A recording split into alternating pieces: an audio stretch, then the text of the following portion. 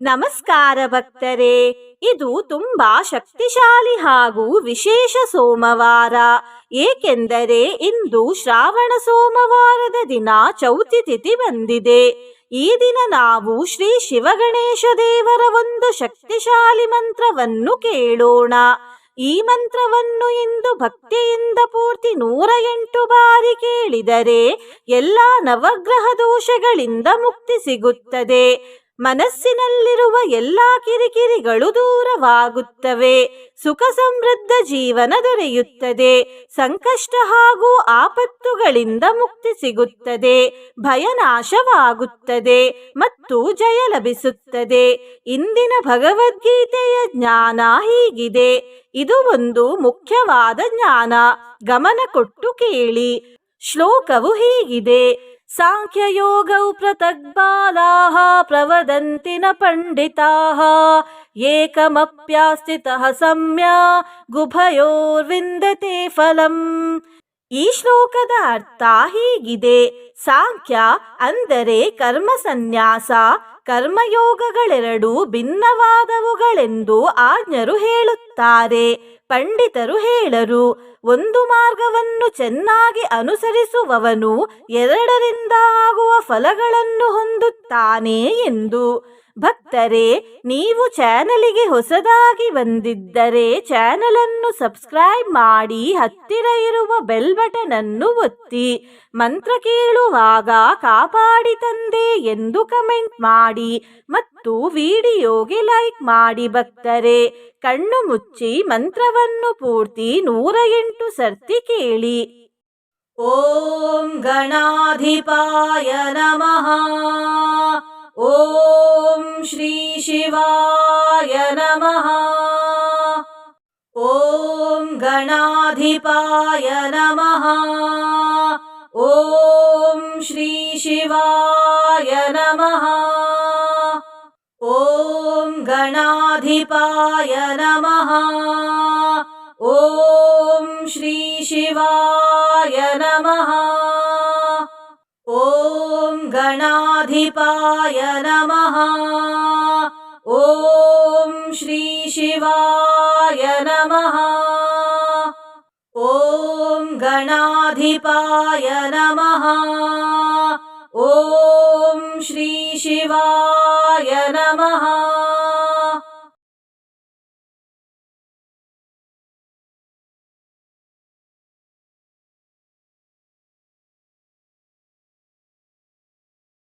ಓಂ ಗಣಾಧಿಪಾಯ ನಮಃ.